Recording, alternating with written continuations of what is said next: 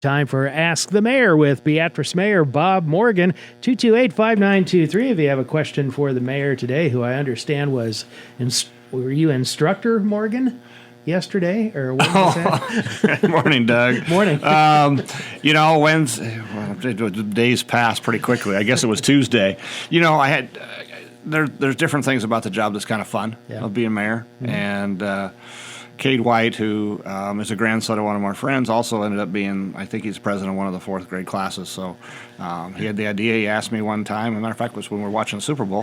He asked me if, would he come speak to his fourth grade class. Wow. And I said, sure, I'd be happy to. And so after some emails, went to Stoddard on Tuesday morning and talked to both fourth grade class in one of their rooms. And, it was fun. Mm-hmm. It was hard to get around to all the questions, It's one of those things that I had a lot of stuff that I was going to prepare and share, and they spent the entire time asking great questions, so it was fun. So what's on their mind, and are the politics the same as it is for us adults? Probably not, I would imagine. It ranged anywhere from what do I do, what does the mayor like to do, what does the mayor not like to do, do I have any pets? Who's my favorite football team? And then one person asked me how old I was. And I truthfully answered every question. Well, there you go. But no, it was really a neat experience, and I was glad to talk to the kids because they're studying Nebraska history, but they're also studying government. So we had a little opportunity to talk about, in as close to fourth grade terms as I could about when you run for mayor, and then if 4 people run, then there's the primary, and then the general election. So we got a little bit of education in there too from my old teaching days. You never know when you're looking out there, and you might see the next mayor in about 20 or 30 years. You just never know. You don't, and that's what what's really kind of neat is at least planting that seed of leadership. Not whether it's been the mayor or whether it's in business world. It was interesting. I did have one young lady ask me the question, did you want to be mayor when you were in fourth grade? So at least that seed was kind of planted. I had to truthfully say, no, I really didn't even think about that when I was in fourth grade. But hadn't entertained the thought at that time. No, but it was really pretty insightful question. So, I think it was good to get to out. It's always good to talk to people and to talk to the fourth graders. It was fun. It really was. It kind of brightened my whole day. There you go. There are things fun about being mayor. Yes. Well, one of the things recently, and I can't remember if we talked about that since we last had you on, but the final approval on the UTV Ordinance, which will go into effect April 22nd, I believe. That is correct. Right. And there's going to be an informational meeting coming up on it on the 18th at the City Auditorium at, I think it starts at 5 p.m. I noticed on the website you can go to the code section, if I remember right, and you can look up the ordinance and what all it requires, I think, by state law and what it requires in your ordinance. So if you can't make it to the informational session, there's a couple of ways to find out what the regulations are. Absolutely. There shouldn't be any any reason not to know what it says, both from the non-UTV owners and the UTV owners. Mm-hmm. As I look at it, I think, one of the things we always have to just keep in mind, kind of what the future is. And I don't know how many years UTVs have been in existence, but they haven't been that long. So it will be one of those things that every time you put in a new ordinance, you'll at least monitor how well it's working. Mm-hmm. Tim Fralin volunteered to lead the informational session, and I think that's great. I think that all in all, it'll be interesting to see. I don't have a UTV.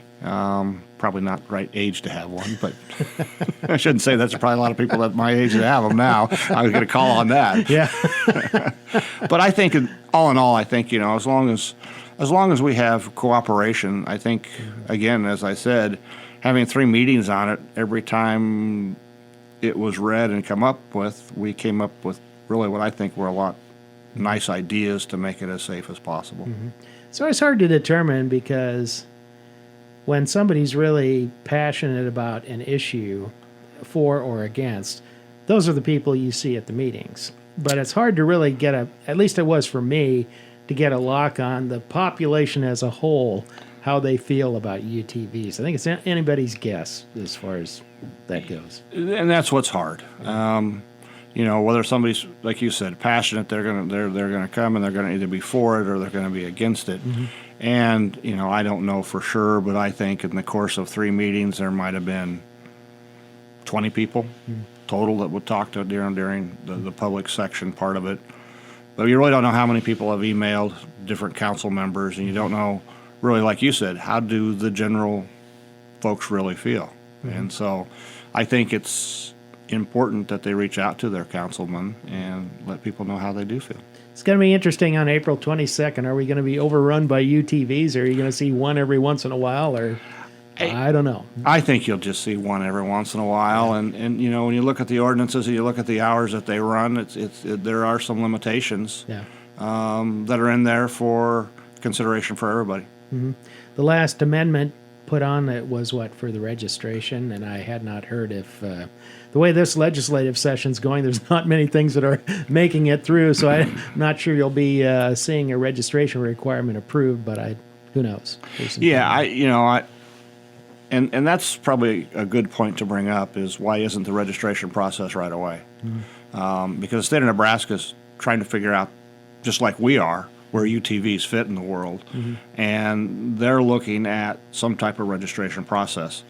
If you go to South Dakota, I just found out that UTVs are registrable and licensable just like your automobile. And so, I think in the years to come, maybe that's where a lot of states will go. But like you said, right now the legislature's kind of got it bogged down with a couple of other, important issues. So whether we get there this year or not, I don't know. Okay. Last week when we had Jason Moore on, street superintendent, of course, his department is they're busy this time of year anyway with the construction season getting going and the work getting going. But coming up in the not too distant future is the Beatrice Clean City event in the first part of May. I think it's the 1st through the 3rd. I guess one thing just to put out there, if people are registering, now is the time you should do that. So you kind of give everybody an advance notice of what locations to pick up. Right. You can do that online. You can give them a call. It's really important to register.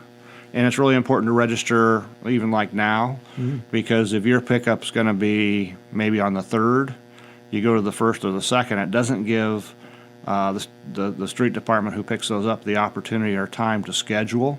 And so you might get missed and wonder why, and part of that would be because you didn't get registered in time. So I think a couple of things you want to do is you look at those for the Clean City event. Go online, take a look at what you can and cannot put out there, and register now.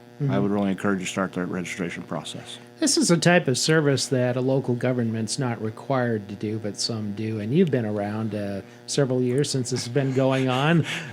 Not to say you're any older than I am. But is it a good program, a good one to continue, do you think? Is it worthwhile long term? I mean, it's been going for a long time now. It's been going on for a long time, and I think it still is a good program.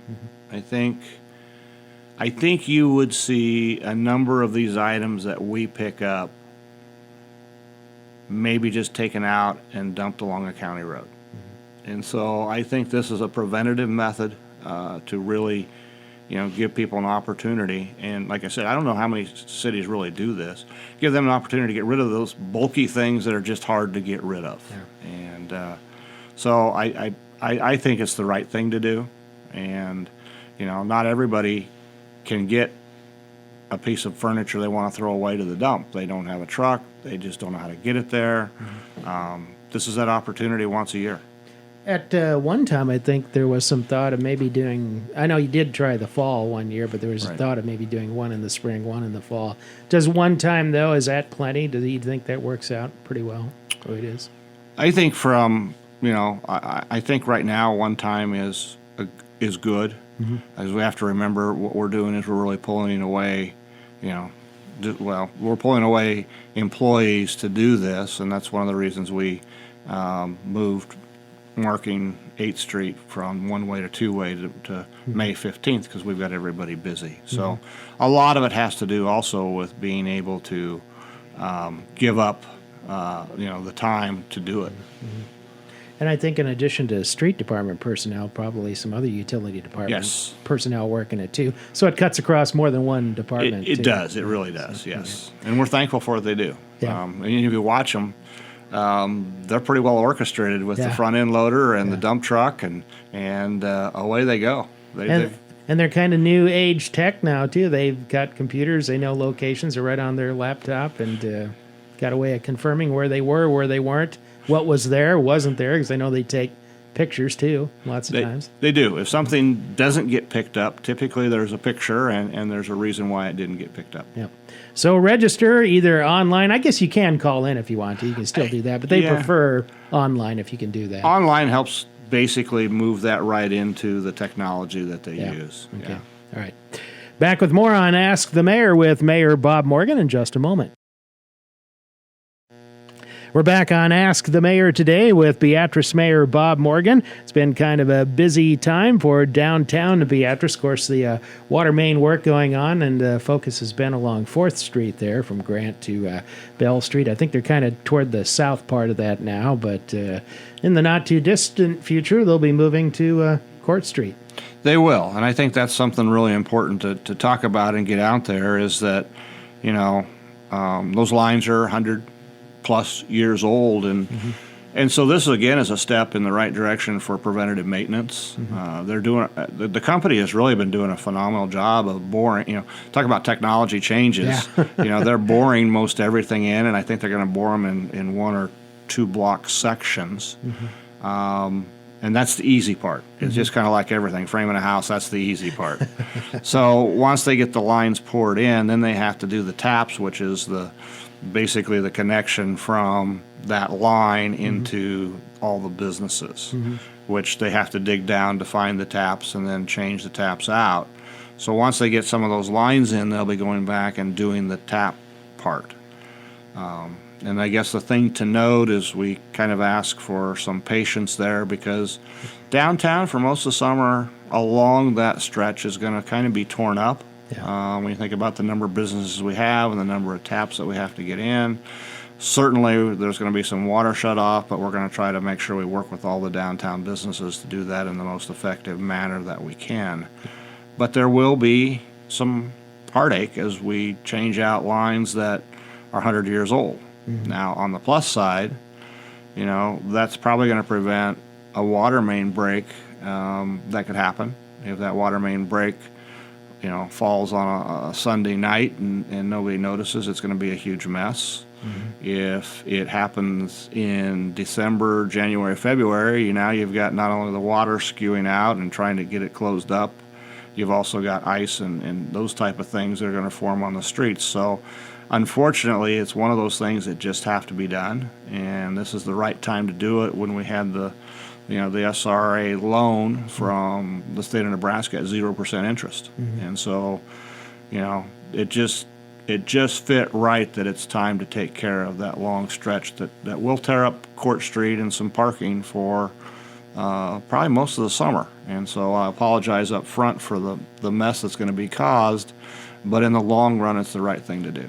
As much as it might be a bit of a mess and some inconvenience, can you imagine doing that project prior to horizontal boring coming along, where you had to trench everything out the entire distance or whatever? You talk about a mess, that would probably be a lot worse, I would imagine. Yeah, that really would. That would certainly put a whole different spin on the project. It would certainly add to the cost. Design work, a lot of things, because if you're going to tear the street up to that magnitude, how do you put it back in?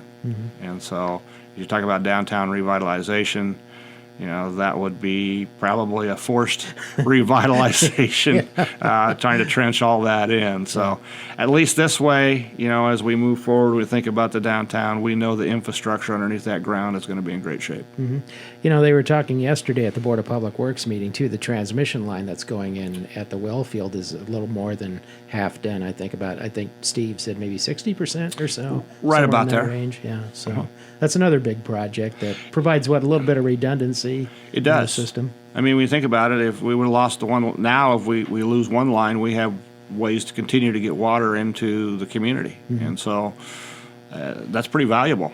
And where those well fields sit, we did a lot of testing, so it's one of those areas that's low nitrates. The cover ground on the top is not going to create nitrates, so it really is us taking care of all of the water needs for all of our citizens and bringing clean water in. And when you think about some of the communities that don't have that opportunity, and let's face it, we could sure use a lot of rain right now, but at least right now we have ways to keep water flowing into the city. Hey, look at some of the western states prior to them getting all that snow. And they still have a drought, but maybe that's eased things up a little bit. But you were talking about situations there, rationing or shutting off water to entire areas. Right. So, we're blessed. And, again, thanks to the Board of Public Works for the insight to want to make sure we have redundancy. Okay.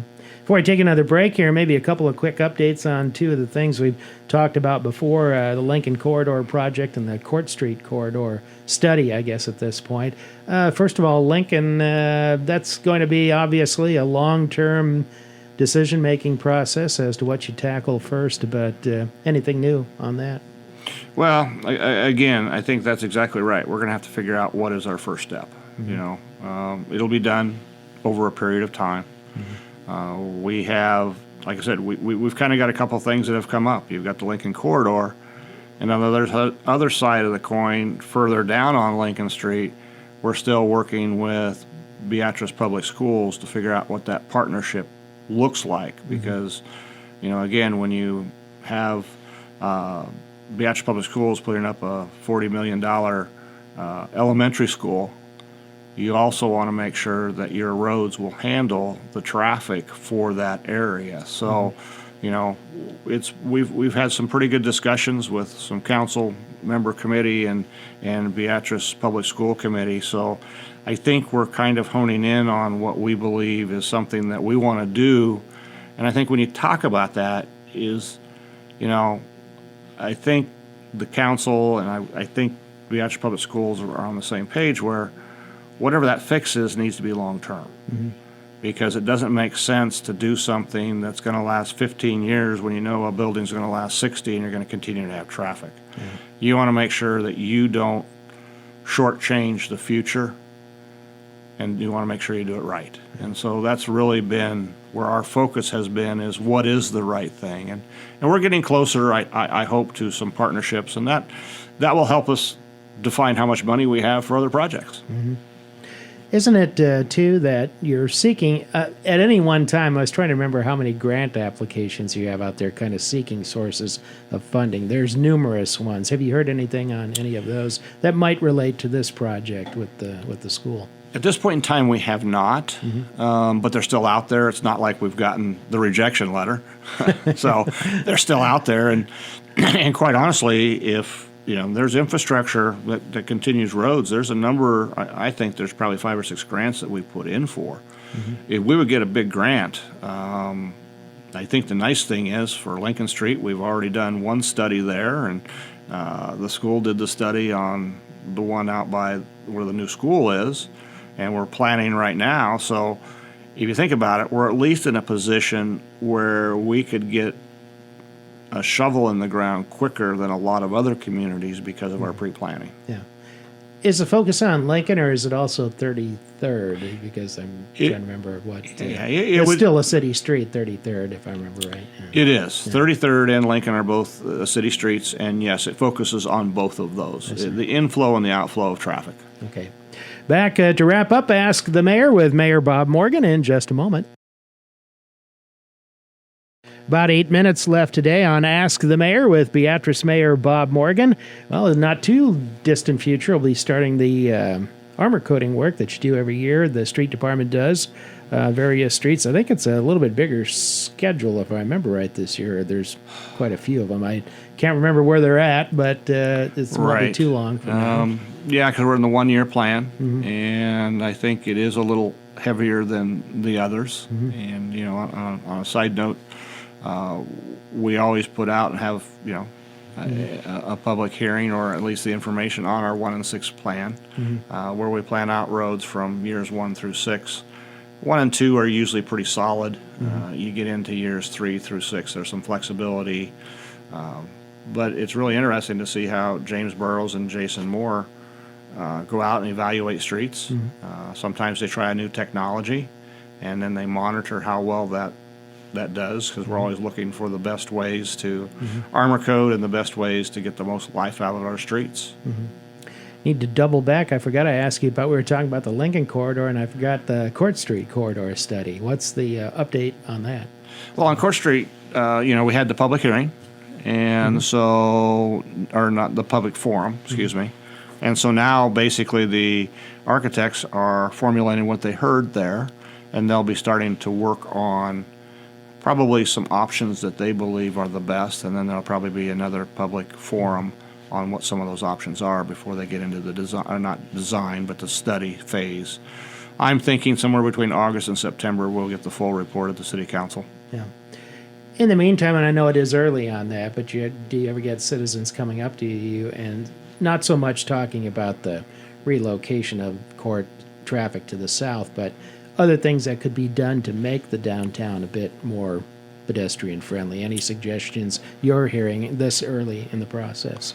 Not that I've heard specifically come to me, but I do believe, because I was at the public meeting, and I believe it's pretty well attended. Yeah. And they use kind of a method of being able to take a sticky note and put up the wall of what your ideas are, what you like, what you don't like. And I haven't seen a summary of that yet. Yeah. We'll probably get that here in the next week or two, Okay. I would guess. Well, I wonder if some of the same ideas that came up in past studies might kind of get revived, because a lot of those things kind of looked interesting. I remember back when the previous study was done, I don't know how many years ago, but maybe there's still some application to a few of those things. I think there is, and I think that's one of the good things is, we have studied this a number of times, and so now I think you have a number of options and some good suggestions that will kind of fine-tune what we've looked at for, what was the last one, maybe it was 2014-ish. Somewhere around there, Yeah. Yeah.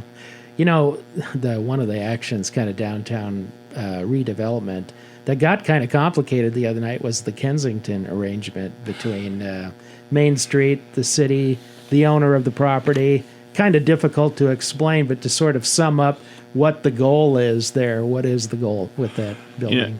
And I'll just say, that's kind of one of the things that I've kind of learned about the city council and some of the discussion points, because we had a really good discussion on UTV, so I don't want to take away from that.